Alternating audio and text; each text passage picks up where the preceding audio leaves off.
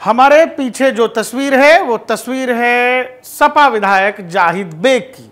Zahid bag Bhadohi से सपा के विधायक हैं और आज भागते दौड़ते हांफते फूली हुई सांस के साथ अचानक कोर्ट में प्रकट हो गए और कहा, माई बाप मैं सरेंडर कर रहा हूं। और सरेंडर किस लिए? क्योंकि फरार चल रहे थे। फरार क्यों चल रहे थे? क्योंकि इनके घर में एक नाबालिग बच्ची ने सुसाइड कर लिया था और इन पर आरोप इस बात के लगे थे कि इन्होंने उस नाबालिग बच्ची को एक तो अपने यहां नौकरी दी, नौकरानी के तौर पर रखा, कामवाली के तौर पर रखा, तो बाल श्रम अपराध। इसके अलावा 3-4 और आरोप हैं कि एक तरह से मानसिक प्रताड़ना भी उस बच्ची को दी जा रही थी और उससे प्रताड़ित होकर 8 सितंबर के दिन उस लड़की ने, नाबालिग बच्ची ने खुद को फांसी लगा लिया। उसके बाद से उत्तर प्रदेश पुलिस ने जाहिद बेग के बेटे नईम बेग को गिरफ्तार कर लिया था और लगातार खोजबीन चल रही थी विधायक साहब की और इनकी पत्नी की। तो बाद में पत्नी भी गिरफ्तार हुई, विधायक साहब फरार चल रहे थे। लंबे समय से, पिछले 10-12 दिन से लगातार पुलिस खोज रही थी। अब इस केस में जो असल पेंच है वो समझिए। केवल एक बच्ची नहीं थी उस घर में जो ये विधायक साहब अपने यहां नौकरानी के तौर पे रखे हुए थे। एक बच्ची वो जिसको प्रताड़ित किया गया, ऐसा आरोप है, वो बच्ची सुसाइड कर लेती है। जब पुलिस मौका वारदात पर पहुंचती है तो वहां से एक और नाबालिग बच्ची बरामद करती है और वो नाबालिग बच्ची मजिस्ट्रेट को यह बताती है, जाहिद बेग की पत्नी, इनके बेटे, इस पूरे परिवार पर आरोप यह है कि उस बच्ची को लगातार प्रताड़ित किया जा रहा था, मानसिक रूप से लगातार प्रताड़ना की जा रही थी। वो लड़की अपनी नौकरी छोड़ना चाहती थी, अपने घर जाना चाहती थी और उसको नहीं जाने दिया जा रहा था। तरह तरह के दबाव बनाए जा रहे थे और एक तरह से घरेलू उत्पीड़न कह लीजिए वो उस लड़की के साथ किया जा रहा था।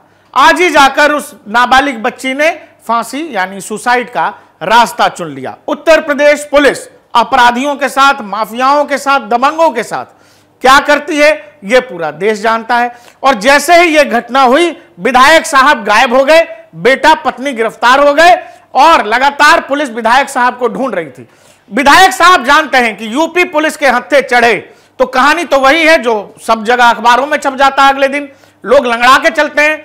आप विधायक हैं, सांसद हैं या कुछ भी हैं, आप पर आपराधिक मामला है, आप दबंगई करते हैं तो उत्तर प्रदेश पुलिस का इलाज एक ही है जिससे सब खौफ खाते हैं। और वही खौफ जो है आज विधायक साहब अचानक न्यायालय में प्रकट हो गए वकीलों की फौज के साथ और भागते और खाली पांव थे, भागते हुए गए कि मुझे बचा लीजिए, मैं आत्मसमर्पण कर रहा हूं, मैं सरेंडर कर रहा हूं, पुलिस को ढूंढने की कोई जरूरत नहीं है।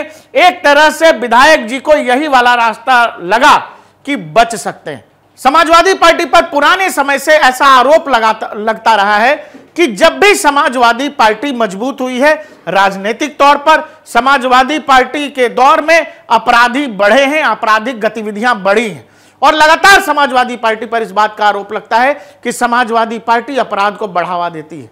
और इससे लोग जोड़कर देखते हैं कि वो चाहे मुलायम सिंह का वो बयान हो, लड़के हैं, गलती हो जाती है। अभी अभी अखिलेश यादव ने कह दिया कि डीएनए की जांच होनी चाहिए। और जब से आप देखिए, एक संयोग कह लीजिए या यूं ही जो कुछ हो रहा है, बस क्या ऐसे ही हो रहा है। जब से उत्तर प्रदेश में समाजवादी पार्टी मजबूत हुई है, अयोध्या में मोहित समाजवादी पार्टी का नेता, कन्नौज में नवाब सिंह और फिर एक और समाजवादी पार्टी का विधायक जिसके घर में एक नाबालिग बच्ची को नौकरानी के तौर पर रखा जाता है और आरोप यह है कि उसको इतना प्रताड़ित किया जाता है और इस तरह से मानसिक उत्पीड़न किया जाता है कि वो बच्ची सुसाइड का रास्ता अपना लेती है। और इस बात की गवाही एक और नाबालिग बच्ची जो उस घर में नौकरी कर रही थी वो मजिस्ट्रेट के सामने गवाही देती है। और इस कानून का खौफ ऐसा उत्तर प्रदेश में योगी सरकार में पुलिस का कि विधायक हैं, अभी मतलब समाजवादी पार्टी के विधायक हैं, विधायक साहब भागते हुए गए हैं। जिस समाजवादी पार्टी पर अपनी सरकार रहते तरह तरह के आरोप लगते रहे, उस समाजवादी पार्टी के दबंग विधायक नईम बेग भागते हुए कोर्ट के सामने जाते हैं और आत्मसमर्पण करते हैं।